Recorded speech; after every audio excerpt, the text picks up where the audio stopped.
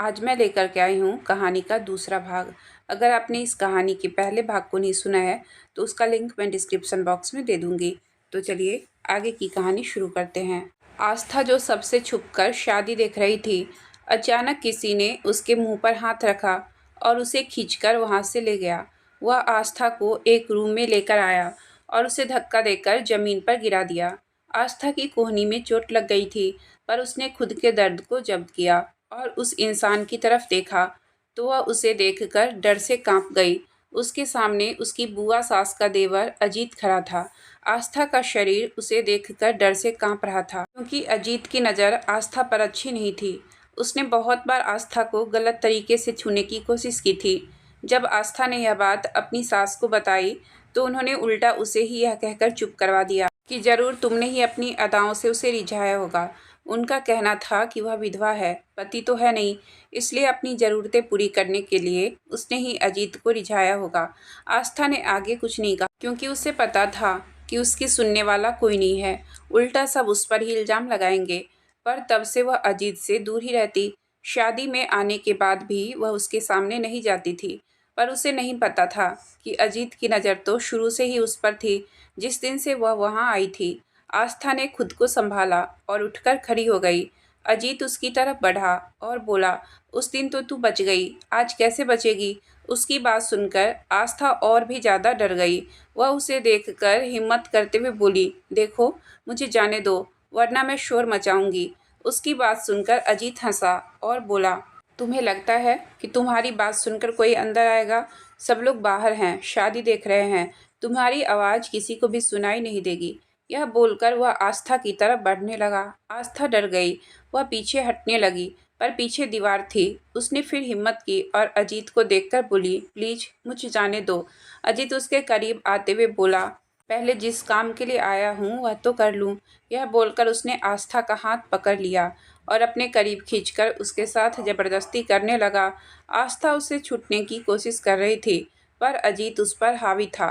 उसने आस्था को बेड पर गिरा दिया और खुद उसके ऊपर आ गया। आस्था रो रही थी, चिल्ला रही थी और खुद को छोड़ने के लिए बोल रही थी, पर अजीत को उसके रोने से कोई फर्क नहीं पड़ा। वही उसके पास वाले रूम में रुद्र जो लेटा हुआ था, आवाज़ सुनकर उसकी आंख खुल गई। उसने इधर उधर देखा, पर उसे कुछ नहीं समझ आया कि आवाज़ कहाँ से आ रही है। उस पर अभी भी इंजेक्शन का असर था, पर उसने खुद को संभाला और उठकर खड़ा हो गया। वह रूम से बाहर आया और आवाज़ की दिशा में बढ़ने लगा। वह रूम के दरवाजे तक वहाँ अजीत आस्था के साथ जबरदस्ती कर रहा था। रुद्र ने दरवाज़ा खोल दिया। शायद अजीत अंदर से दरवाज़ा बंद करना भूल गया था। अंदर का नज़ारा देखकर रुद्र की आंखें एक बार फिर गुस्से से लाल हो गई। वह जल्दी से आगे बढ़ा और उसने अजीत को खींचकर आस्था से अलग किया। अजीत बेड से नीचे गिर गया। उसने जब रुद्र की तरफ देखा तो उसे देखकर वह डर गया, क्योंकि रुद्र को कौन नहीं जानता था। अपने गुस्से और एरोगेंट व्यवहार के लिए वह फेमस था। रुद्र उसकी तरफ बढ़ता, तभी उसके कानों में आस्था के रोने की आवाज़ पड़ी। रुद्र ने उसकी तरफ देखा, जो बेड पर बैठी रो रही थी। रुद्र उसकी तरफ बढ़ गया। रुद्र उसके पास गया और बोला, आप ठीक हैं? पर आस्था को तो कोई होश ही नहीं था। वह तो घुटनों को मोड़ उसमें चेहरा छुपाए बस रोए जा रही थी। रुद्र ने उसके थोड़ा नज़दीक जाकर उसके कंधे पर हाथ रखा तो आस्था डर गई और उससे दूर होने लगी। रुद्र ने जब उसका चेहरा देखा तो पता नहीं क्यों उसे ऐसे देखकर रुद्र को अपने दिल में दर्द महसूस हुआ।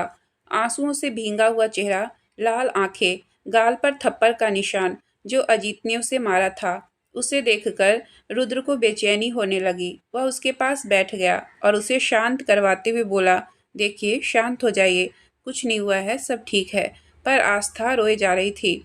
आज जो उसके साथ हुआ था वह किसी भी लड़की के लिए छोटी बात नहीं थी। रुद्र से उसकी हालत देखी नहीं जा रही थी। उसने आगे बढ़कर उसे अपने सीने से लगा लिया और उसके बालों को सहलाते हुए बोला, शांत हो जाइए प्लीज, सब ठीक है, प्लीज शांत हो जाइए। उसे समझ नहीं आ रहा था कि वह क्यों इस लड़की को ऐसे चुप करवा रहा है और क्यों उसे ऐसे रोते हुए देखकर उसे तकलीफ हो रही है, जबकि उसे तो लड़कियों से नफरत है। उसकी नज़र में सारी लड़कियां बस पैसों की भूखी होती है, पर फिर भी वह इस लड़की को अपने सीने से लगाए बैठा शांत करवा रहा है। तभी आस्था के कानों में अपनी सास की आवाज़ पड़ी, जिसे सुनकर वह जल्दी से रुद्र से दूर हो गई। उसने दरवाजे की तरफ देखा तो वह डर से कांप गई, क्योंकि उसकी सास के साथ साथ घर के सारे लोग दरवाजे पर खड़े उन्हें देख रहे थे। आस्था जल्दी से बेड से खड़ी हो गई। रुद्र भी उसके साथ ही खड़ा हो गया और सबको देखने लगा। तभी आरती जी आस्था को देखते हुए अपनी तीखी आवाज में बोली, मेरे बेटे को खा गई और अब यहाँ गैर मर्द के साथ रंगरलियां मना रही है। उनकी बात सुनकर रुद्र को बहुत गुस्सा आया, पर साथ ही उसका ध्यान आस्था की पहनी सफ़ेद साड़ी पर गई, जिसे देखकर ना जाने क्यों उसे आस्था के लिए बुरा सा लगा। वही आरती जी आगे आई और आस्था का हाथ पकड़कर दबाते हुए बोली, बोलना, शर्म नहीं आई तुझे यह सब करते हुए? मेरे बेटे को तो खा गई। अरे थोड़ी शर्म कर लेती, यह सोच लेती कि तू किसी की विधवा है। तेरे अंदर ऐसी आग लगी हुई है जो तू ऐसे गैर मर्द के साथ है।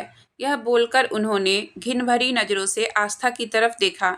दरअसल जब रुद्र आस्था को चुप करवा रहा था, तब अजीत वहां से भाग गया और बाहर जाकर सबको यह बोल दिया कि आस्था अंदर किसी गैर मर्द के साथ एक कमरे में है, ताकि कोई उसे कुछ ना बोल सके, क्योंकि उसे पता था कि रुद्र कितना खतरनाक है। जो उसने आस्था के साथ किया, उस वजह से रुद्र उसे छोड़ेगा नहीं। इसलिए उसने खुद को बचाने के लिए सारा इल्ज़ाम आस्था पर लगा दिया। अपनी सास की बातें सुनकर आस्था रोते हुए बोली, मैंने कुछ नहीं किया है माँ जी, मैंने कुछ नहीं किया है।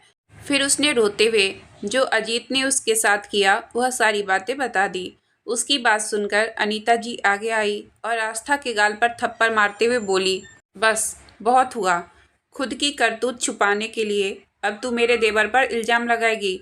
अरे इसने तो हमें तेरी इस करतूत के बारे में बताया है और अब तू खुद को बचाने के लिए इस पर इल्ज़ाम लगा रही है। वह थप्पड़ इतनी जोर का था कि आस्था लड़खड़ा गई और गिरने लगी, पर रुद्र ने उसे संभाल लिया और उसे सही से खड़ा करते हुए बोला, आप ठीक हैं? फिर उसने अनीता जी की तरफ देखा और गुस्से से बोला, यह क्या बदतमीजी है? यह जो भी बोल रही हैं सच बोल रही हैं। इस इंसान ने इनके साथ बदतमीजी करने की कोशिश की और आप इन्हीं पर इल्ज़ाम लगा रही हैं। रुद्र की बातें सुनकर आरती जी बोली, तुम चुप रहो बेटा, तुम तो मेहमान हो, पर हम इसे बहुत अच्छे से जानते हैं। पहले यह लड़की मेरे फूल जैसे बच्चे को खा गई, उससे शादी की और एक हफ्ते बाद ही मेरा बेटा हमें छोड़कर चला गया। और यह लड़की, इसको अपने मरे हुए पति की भी जरा सी शर्म नहीं आई और यहाँ अपना मुंह काला करते फिर रही है। उनकी ऐसी कड़वी बातें सुनकर आस्था बस रोए जा रही थी, क्योंकि उसे पता था कि वह जितना मर्जी अपनी सफाई दे ले, लेकिन उसकी सुनने वाला कोई नहीं था। तभी रुद्र आरती जी को देखकर बोला, अगर यह गलत है तो गलत तो मैं भी हूँ ना, जो इनके साथ इस कमरे में था। उसकी बात सुनकर आरती जी बोली, तुम तो मर्द हो बेटा, और मर्द तो बहक ही जाता है, पर औरत को तो संभल कर चलना चाहिए, अपनी इज्जत को संभाल कर रखना होता है। पर यह एक विधवा है और इसने इस बात की भी शर्म नहीं की। उनकी ऐसी बिना सिर पैर की बात सुनकर रुद्र हैरान हो गया। उसने आस्था की तरफ देखा जो रोए जा रही थी। उसे आस्था का रोना बर्दाश्त नहीं हो रहा था। फिर उसने आरती जी की तरफ देखा और शांति से बोला, बहुत अफसोस हो रहा है आंटी, आपकी ऐसी सोच पर। अरे मर्द हैं तो क्या उसे लाइसेंस मिल जाता है कि वो औरत से कुछ भी कर सकता है? जब चाहे उसके साथ ज़बरदस्ती कर लिया, जब चाहे उसकी इज्जत को पैरों तले रौंद दिया। यह मत भूलिए आंटी कि मर्द को भी एक औरत ही जन्म देती है, और जो मर्द औरत को खेलने का सामान समझते हैं वह मर्द मर्द नहीं नामर्द होते हैं। और रही बात कि यह एक विधवा है, तो इसमें इनकी क्या गलती है? इन्होंने क्या खुद बोला था भगवान को कि वह इनके पति को मार दे और इनकी ज़िंदगी सूनी कर इनकी झोली में दुख डाल दे? आप जैसी औरतें ही होती है जो दूसरी औरत की दुश्मन होती है। रुद्र की बातें सुनकर आरती जी की बोलती बंद हो गई। फिर अनीता जी भड़कते हुए बोली, हमने तो तभी तुमसे कहा था आरती, जब यह अपशकुनी हमारे भतीजे को खा गई, हमने तभी कहा था कि इसे इसके माँ बाप के घर पर छोड़ आओ, लेकिन नहीं, तुम लोगों ने इसे अपने घर में रख लिया। अब देखो इसकी वजह से क्या क्या देखना पड़ रहा है। उनकी बात सुनकर आरती जी आस्था को गुस्से में घूरते हुए बोली, हमने बोला था इसके बाप को कि वह इसे ले जाए, पर इसके बाप और इसकी माँ ने कहा कि अब इसकी शादी हो चुकी है और अब इसका इसके माँ बाप के घर से कोई नाता नहीं है। पर अब ऐसा नहीं होगा, आज हम इस मनहूस को अपने घर से निकाल कर बाहर फेंकेंगे। यह बोलकर उन्होंने आस्था का हाथ पकड़ा और उसे खींचते हुए बाहर लेकर जाने लगी। रुद्र उन्हें ऐसा करते देखकर हैरान रह गया, पर वह भी उनके पीछे पीछे चलने लगा।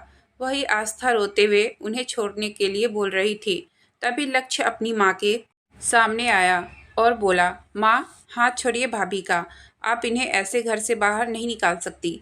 आरती जी ने उसे घूरा और बोली, तू चुप रह लक्ष्य, तुझे बीच में बोलने की कोई ज़रूरत नहीं है। आज तो मैं इस मनहूस को हमारी ज़िंदगी से निकाल कर बाहर फेंकूंगी। इसकी वजह से मैंने अपने बेटे को खो दिया।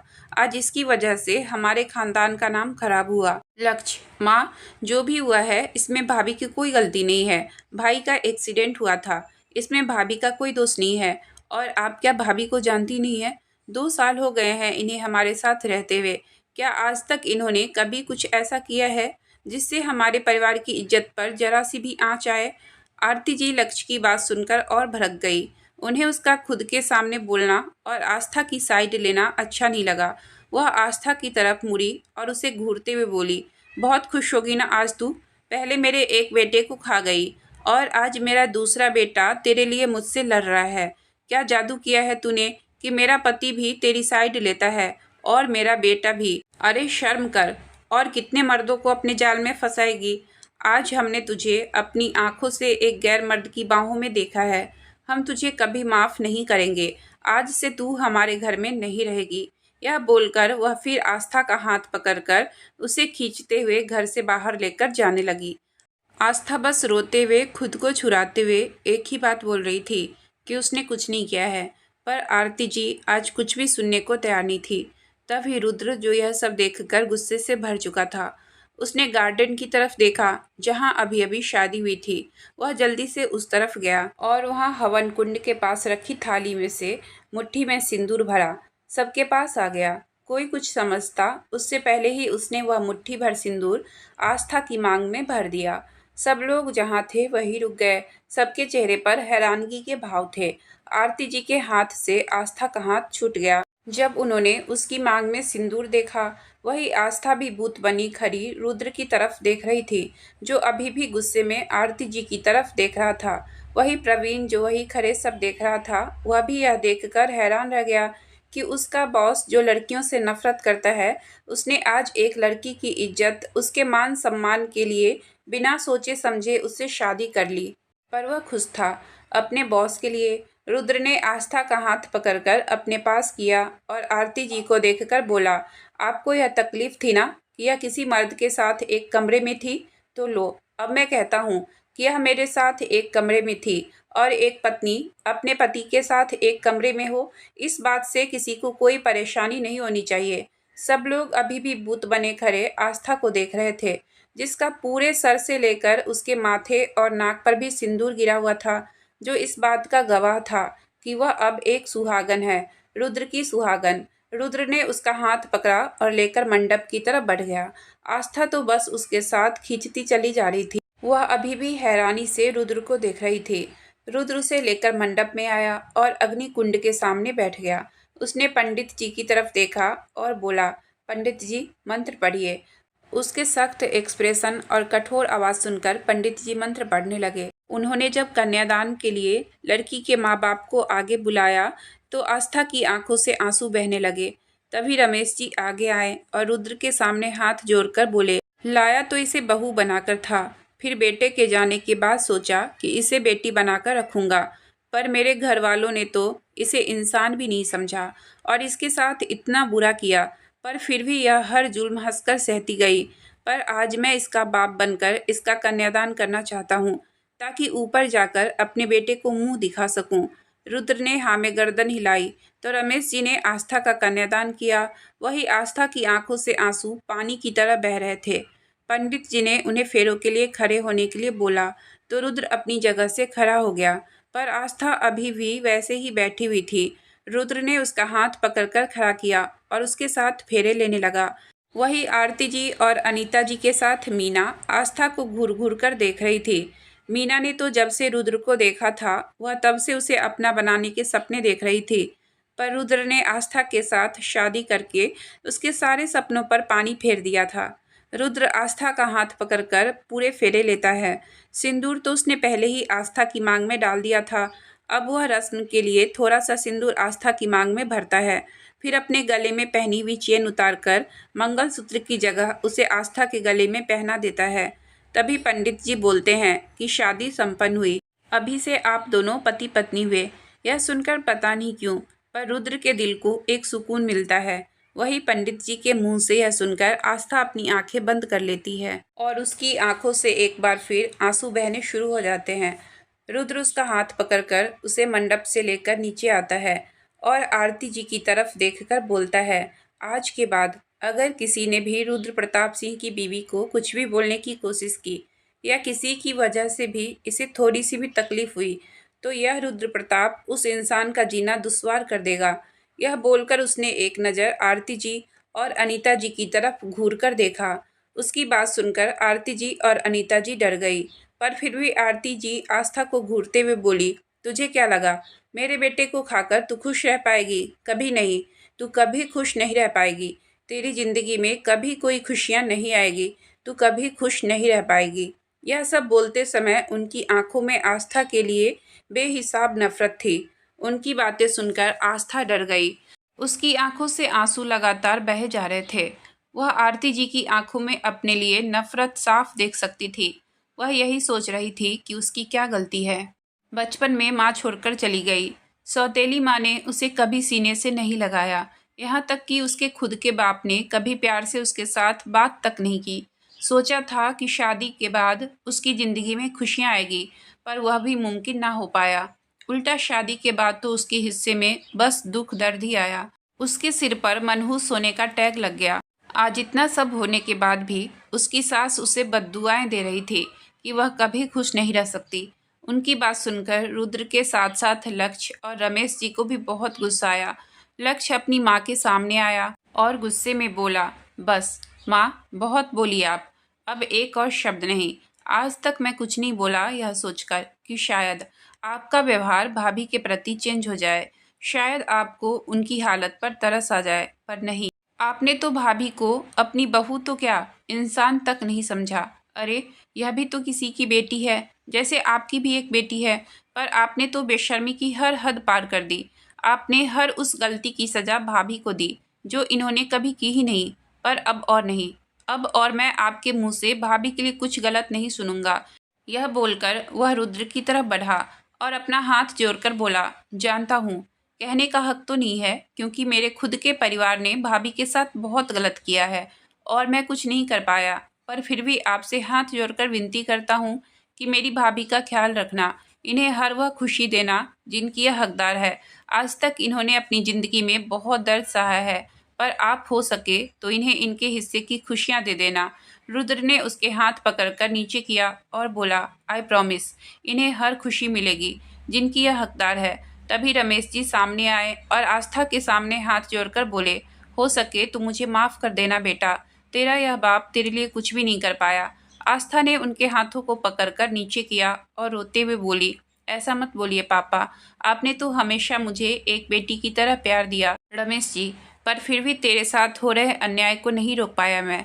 आस्था ने कुछ नहीं कहा। रुद्र ने उसका हाथ पकड़ा और उसे लेकर बाहर अपनी गाड़ी की तरफ बढ़ गया। प्रवीण भी उनके पीछे पीछे ही था। रुद्र ने गाड़ी का दरवाज़ा खोला और आस्था को अंदर बिठाकर खुद भी दूसरी तरफ जाकर उसके पास बैठ गया। प्रवीण भी आगे ड्राइवर के साथ बैठ गया तो ड्राइवर ने गाड़ी आगे बढ़ा दी। रुद्र ने आंखें बंद की और अपना सर सीट से टिका दिया और जो भी हुआ उसके बारे में सोचने लगा। वही आस्था भी खिड़की के पास बैठी वही सब सोच रही थी। उसकी आंखों से अभी भी आंसू बहे जा रहे थे। वही आगे बैठे हुए प्रवीण ने एक नज़र दोनों की तरफ देखा और फिर धीरे से बोला, बॉस। वह आगे कुछ भी बोलता उससे पहले ही रुद्र वैसे ही आंखें किए ही बोला, टेंशन चलो। प्रवीण ने आगे कुछ नहीं कहा। उसने ड्राइवर की तरफ देखा तो ड्राइवर ने गाड़ी मेंशन की तरफ बढ़ा दी। कुछ देर बाद रुद्र की गाड़ी उसके मेंशन पहुंची। दरअसल रुद्र का घर इंदौर में भी था। वह जब कभी काम के लिए वहां आता तो वही अपने मेंशन में रहता। उसे होटल में रहना पसंद नहीं था, इसलिए उसने अपने लिए यहाँ पर एक घर खरीद लिया था। प्रवीण गाड़ी से उतरा। उसने रुद्र की तरफ देखा और जाकर दरवाज़ा खोला तो रुद्र बाहर आया और खड़ा हो गया। वह आस्था की गाड़ी से बाहर निकलने का इंतजार करने लगा। आस्था को तो कोई होश ही नहीं था। वह बस एकटक शून्य में देखे जा रही थी। उसकी आंखों से आंसू अभी भी बह जा रहे थे। उसे सब कुछ याद आ रहा था। अजीत का उसके साथ जबरदस्ती करना, रुद्र का उसको बचाना, आरती जी की कड़वी बातें, रुद्र का उसकी मांग भरना और उसके साथ फेरे लेना, सब कुछ किसी रील की तरह उसकी आंखों के सामने घूम रहा था। वही बाहर रुद्र कब से आस्था के बाहर निकलने का इंतजार कर रहा था, पर उसे बाहर निकलते ना देखकर उसने आस्था की तरफ का दरवाजा खोला और आस्था को देखने लगा, जो एकटक शून्य में देख रही थी। उसकी आंखों में आंसू देखकर रुद्र को अच्छा नहीं लग रहा था। उसने धीरे से आस्था को आवाज़ दी कि बाहर आ जाइए, घर आ गया है। पर आस्था ने कोई जवाब नहीं दिया। वह अभी एक ही जगह में देखते हुए कुछ सोच रही थी। उसके जवाब न देने से रुद्र को गुस्सा आने लगा। उसका मूड पहले से ही खराब था। आरती जी की बातें और उनका आस्था को मनहूस बोलना उसे अच्छा नहीं लगा था, और वह सब बातें अभी भी उसके कानों में गूंज रही थी। उसने गहरी सांस ली और खुद को शांत कर एक बार और थोड़ा तेज आवाज में आस्था को गाड़ी से बाहर आने के लिए कहा। इस बार उसकी आवाज़ सुनकर आस्था ने उसकी तरफ नासमझी से देखा तो रुद्र बोला, क्या गाड़ी में ही बैठना है? हमारा घर आ गया है। यह बोलकर उसने अपना हाथ आस्था के आगे बढ़ा दिया। पता नहीं क्यों, पर रुद्र का हमारा घर कहना आस्था के मन में एक सुकून सा भर गया। आज तक कभी भी उसे किसी ने ऐसा कहा ही नहीं था। शादी के पहले उसकी सौतेली माँ उससे यह कहती रहती थी कि यह घर तुम्हारा नहीं है, और शादी के बाद उसकी सास ने कभी उसे घर का हिस्सा समझा ही नहीं था। वह भरी आंखों से बस रुद्र को ही देखे जा रही थी। रुद्र ने खुद ही आगे बढ़कर उसका हाथ पकड़ा और उसे गाड़ी से बाहर निकाला और उसे लेकर अंदर की तरफ बढ़ गया। आस्था तो बस किसी डोर से बंधी उसके पीछे पीछे चल रही थी। अंदर जाकर रुद्र ने एक सर्वेंट को आवाज़ दी और आस्था को ऊपर रूम में लेकर जाने के लिए कहा। सर्वेंट एक लड़की को मेंशन में देखकर हैरान थी, क्योंकि आज तक रुद्र किसी लड़की को अपने मेंशन में नहीं लाया था। ऊपर से आस्था ने अभी भी वाइट साड़ी पहन रखी थी और उसकी मांग में रुद्र के नाम का सिंदूर चमक रहा था। सर्वेंट के मन में बहुत सारे सवाल थे, पर रुद्र के सामने बोलने की हिम्मत उसमें नहीं थी। सर्वेंट आस्था को लेकर रुद्र के रूम की तरफ बढ़ गई। रुद्र उसे तब तक देखता रहा जब तक वह उसकी आंखों से ओझल नहीं हो गई। उसके बाद वह अपने स्टडी रूम की तरफ बढ़ गया। प्रवीण भी उसके साथ ही था। रुद्र जाकर अपनी चेयर पर बैठ गया और आंखें बंद कर सर सीट पर पीछे टिका लिया। वह कुछ तो सोच रहा था, पर क्या, यह तो सिर्फ वही जानता था। प्रवीण उसके सामने खड़ा अपने बॉस को ही देख रहा था। कुछ देर बाद उसने अपनी आंखें खोली और प्रवीण को देखकर कुछ बोला। प्रवीण ने यस बॉस बोला और वहां से चला गया। रुद्र अभी भी वही बैठा कुछ सोच रहा था।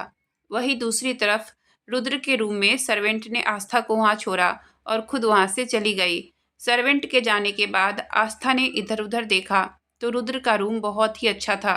वह एक मास्टर बेडरूम था, जिसके बीचों बीच एक बड़ा सा किंग साइज बेड लगा हुआ था, जिसके पीछे दीवार पर रुद्र की बड़ी सी फोटो लगी हुई थी, जिसमें वह मुस्कुरा रहा था। एक तरफ सोफा लगा हुआ था, एक तरफ बड़ी सी अलमारी। कमरा बहुत ही सिंपल था, पर फिर भी बहुत ही अच्छा था।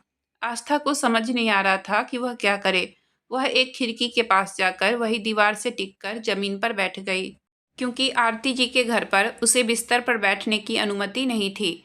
उनके मुताबिक पुराने रीति रिवाज के हिसाब से एक विधवा को जमीन पर सोना चाहिए, इससे मन शांत रहता है। आस्था वही बैठी बैठी आज जो भी हुआ था वह सोचने लगी। आरती जी की बातें उसके कानों में गूंज रही थी। एक बार और उसकी आंखों से झरझर आंसू बहने लगे। कुछ टाइम बाद रोते रोते उसे नींद आ गई और वह वही जमीन पर दीवार से टिककर बैठे बैठे सो गई। लगभग 1 घंटे बाद रुद्र स्टडी रूम से अपने रूम में आया। उसने इधर उधर देखा, पर आस्था उसे कहीं नजर नहीं आई।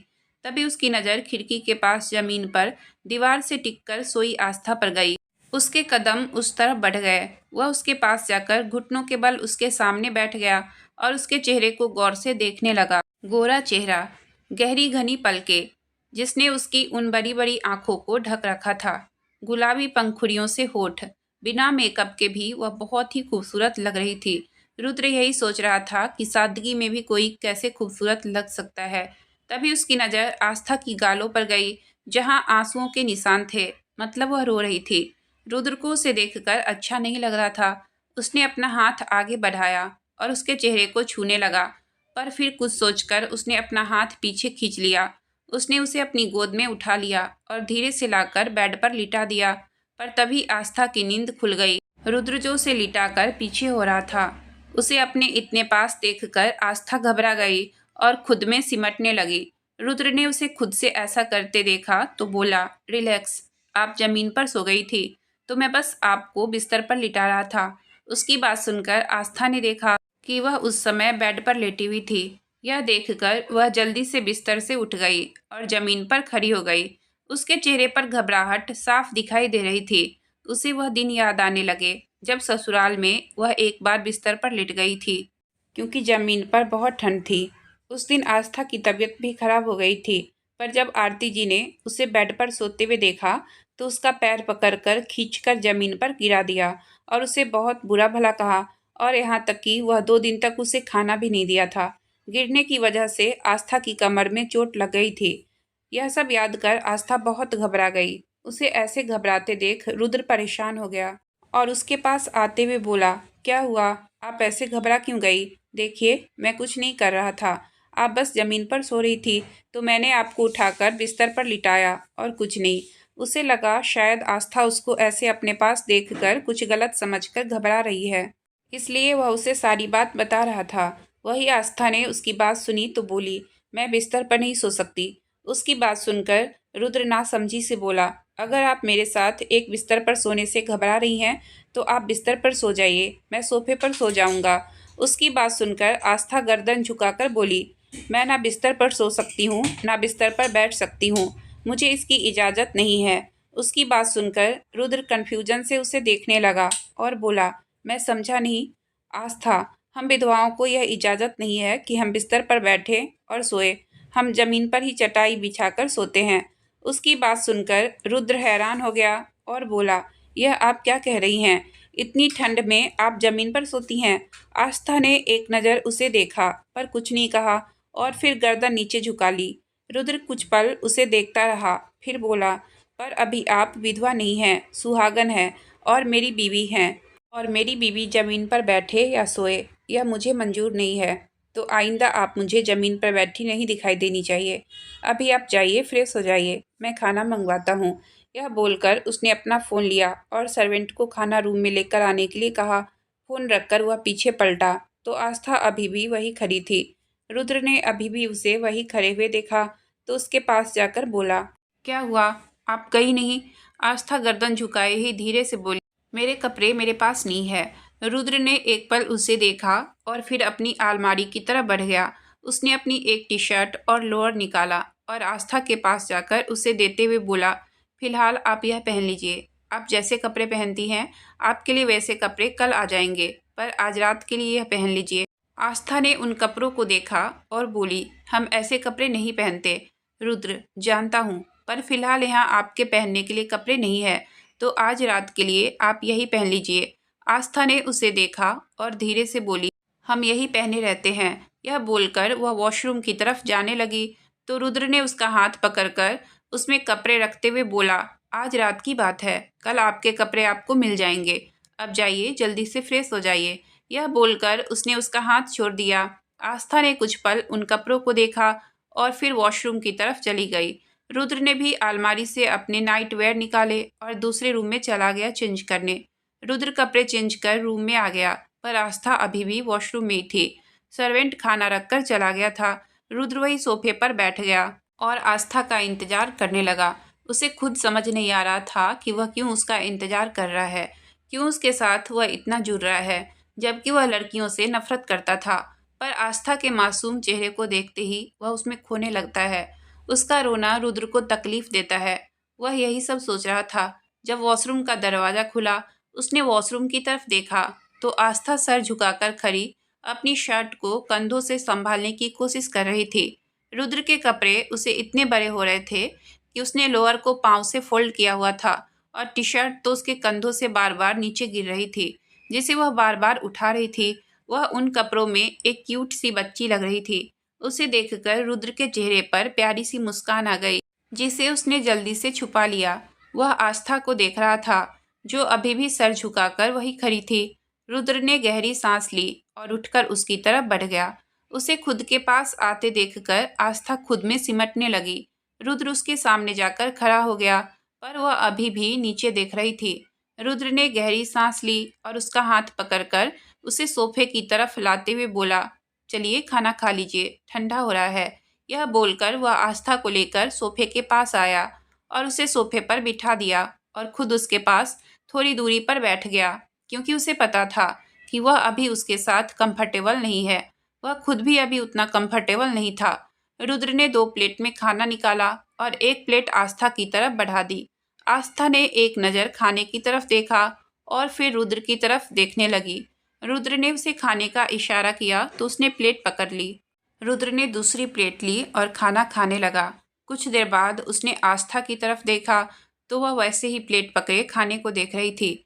रुद्र ने अपनी प्लेट टेबल पर रखी और उसे देखकर बोला, क्या हुआ, आप क्यों नहीं खा रही हैं? क्या खाना पसंद नहीं आया या आपको कुछ और खाना है? आस्था ने कुछ नहीं कहा, बस एक नज़र रुद्र को देखकर उसने खाना शुरू कर दिया। उसे खाते देख रुद्र ने भी अपना खाना शुरू कर दिया, पर एक बाइट खाते ही आस्था को ठसका लगा और वह जोर जोर से खांसने लगी। रुद्र उसे देखकर घबरा गया। उसने जल्दी से आस्था को पानी पिलाया और उसकी पीठ सहलाने लगा। ज़्यादा खांसने की वजह से आस्था की आंखें और चेहरा लाल हो गया था और आंखों में आंसू आ गए थे। रुद्र ने उसकी तरफ देखा और बेचैन सा बोला, आप ठीक हैं? आस्था ने बस हाँ में गर्दन हिलाई और चुपचाप बैठ गई। तभी रुद्र फिर बोला, थोड़ा धीरे खाना था, खाना कौन सा भागा जा रहा है?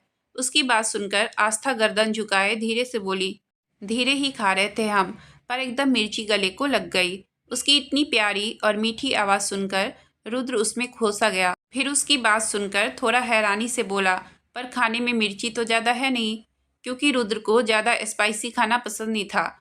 इसलिए सर्वेंट उसके लिए बिल्कुल कम मिर्ची का खाना ही बनाती थी। उसकी बात सुनकर आस्था धीरे से बोली, वह बहुत टाइम बाद नमक मिर्च का खाना खाया, इसलिए यह बोलकर वह चुप कर गई। वही उसकी बात सुनकर रुद्र कन्फ्यूजन से बोला, बहुत दिन बाद नमक मिर्च का खाना, मतलब मैं समझा नहीं।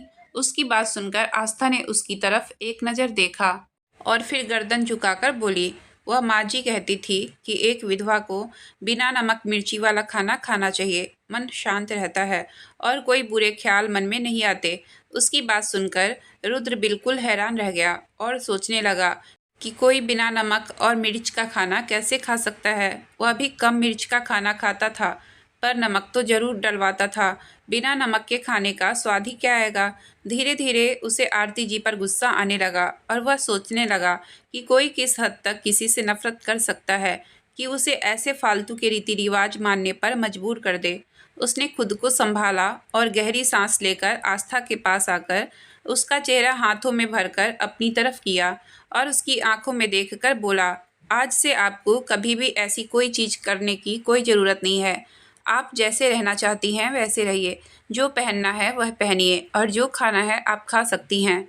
आपको किसी से भी डरने की या ऐसे फालतू के रीति रिवाज मानने की कोई ज़रूरत नहीं है। आप बस इतना याद रखना कि अब आप मेरी पत्नी हैं, मिसेज आस्था रुद्र प्रताप सिंह।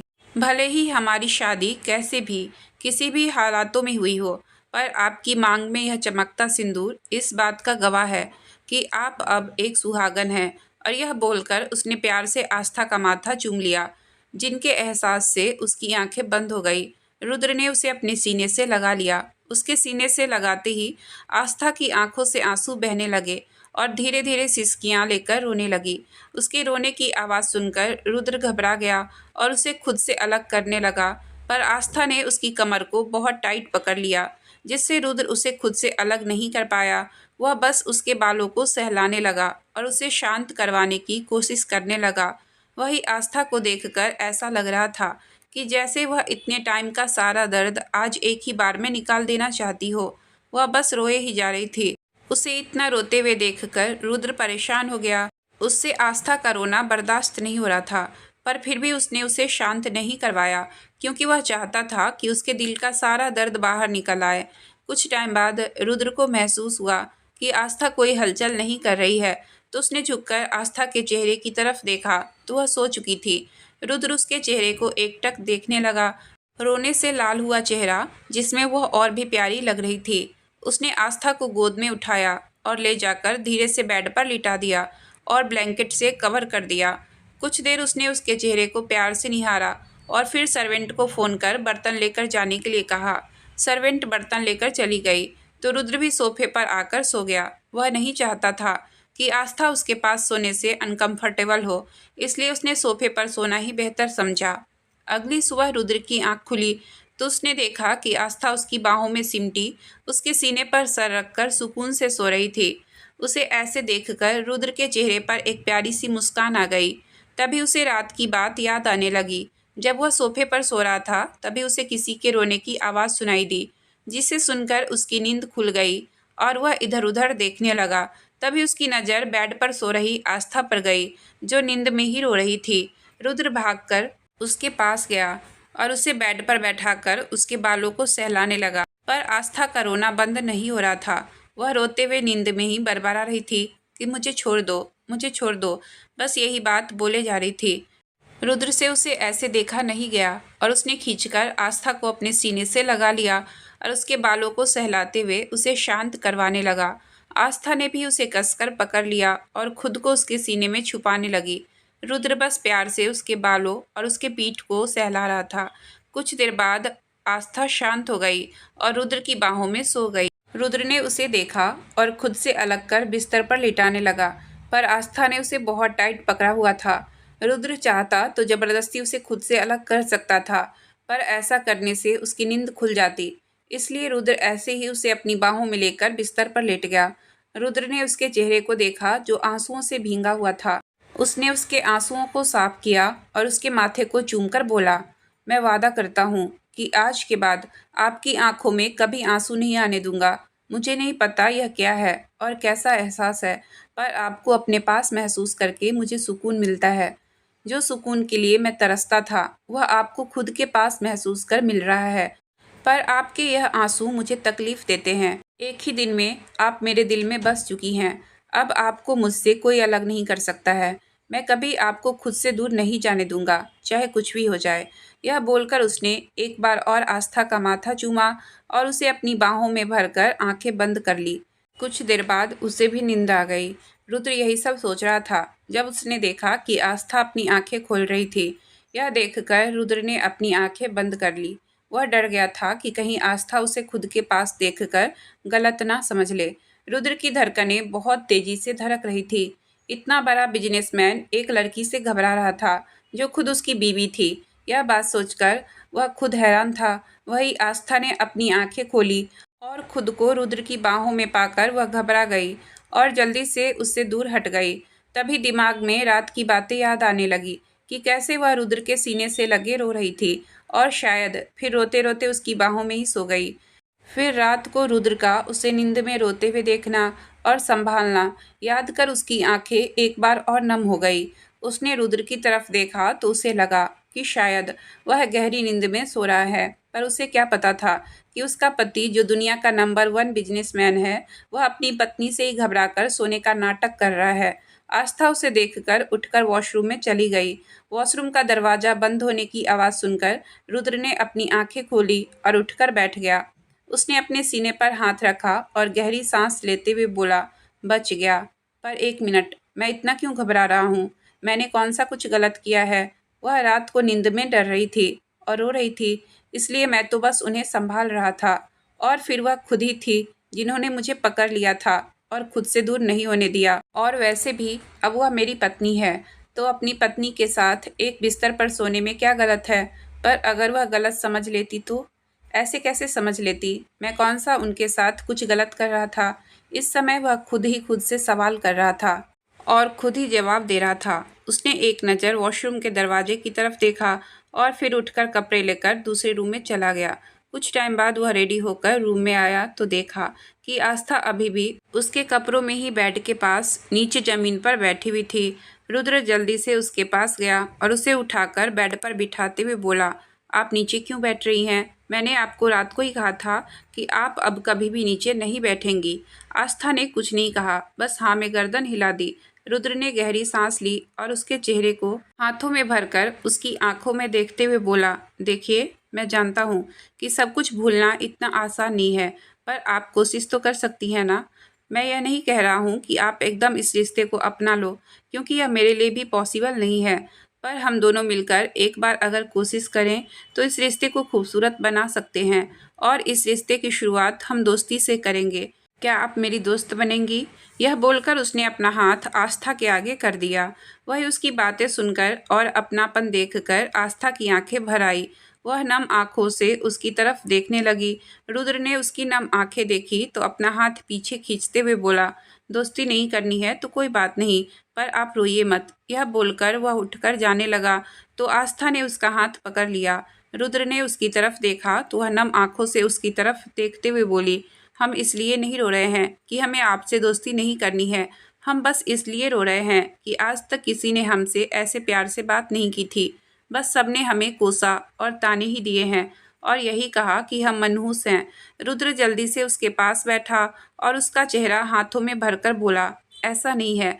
जो लोग यह सोचते हैं वह गलत सोचते हैं, क्योंकि एक औरत कभी भी मनहूस हो ही नहीं सकती। एक औरत तो घर की लक्ष्मी होती है, जो अपने माँ बाप के घर के साथ साथ ससुराल में भी खुशियाँ और सुख समृद्धि लाती है। तभी उसकी बात सुनकर आस्था रोते हुए बोली, पर मैं अपने दोनों घरों को खुश नहीं रख पाई। मेरे जन्म लेते ही मेरी माँ मुझे छोड़कर चली गई और शादी के एक हफ्ते बाद ही मेरे पति का एक्सीडेंट हुआ और वह यह दुनिया छोड़कर चले गए। सब लोग कहते हैं कि मैं मनहूस हूँ, जिसकी ज़िंदगी में जाती हूँ उसे सिर्फ दुख ही देती हूँ। आपको मुझसे शादी नहीं करनी चाहिए थी। अगर मेरी वजह से आपको कुछ हो गया तो मैं खुद को कभी माफ़ नहीं कर पाऊंगी। यह बोलकर वह रोने लगी। रुद्र ने उसे अपने सीने से लगा लिया और उसके बालों को सहलाते हुए बोला, ऐसा नहीं है आस्था, जो भी हुआ सब किस्मत का लिखा हुआ था, इसमें आपकी कोई गलती नहीं है। और रही बात मेरी आपसे शादी करने की, तो सच कहूँ आपको पहली बार देखते ही यह दिल बेचैन हो गया। इस दिल की धड़कन तेज हो गई थी, और जब उस इंसान को आपके साथ, सच कह रहा हूँ, आपके आंसू देखकर मन किया था कि उस इंसान को जान से मार दूं, जो आपके आंसुओं की वजह था। मुझे नहीं पता था कि यह एहसास कैसा है, पर आपको अपने करीब पाकर मुझे सुकून मिलता है और आपके आंसू मेरे दिल पर तेजाब की तरह गिरते हैं। इसलिए आपसे रिक्वेस्ट कर रहा हूँ, प्लीज मत रोइए। आपको रोते देखकर मुझे तकलीफ होती है।